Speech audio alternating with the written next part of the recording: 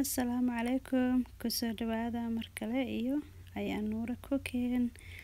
Maraqaan waxaan rabaa sooskan inaan idin tuso. Waa kii maalin hore videogii hore oo oatmeal-ka soo gelinayay. Oatmeal-ka oo isticmaalaa ku daray. Haddii aad dhehaysid sida u sameysay sida u sameeyay hadda daawo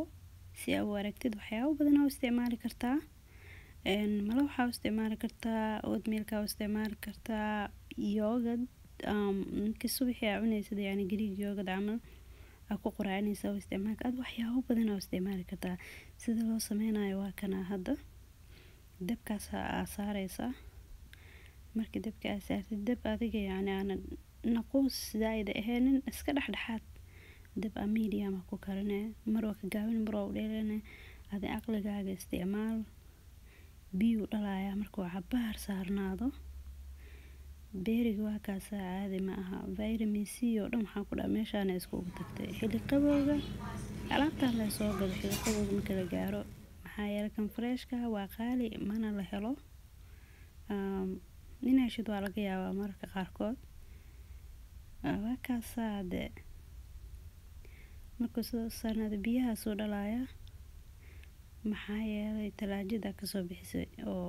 qabow soo maaha biyihii barafka ku jiray هذا الرعلاية بيك على قدرايا سيكو ذا عبارة أكري يعني كل هذا لحظة إنه كل هذا ونوجه جلعه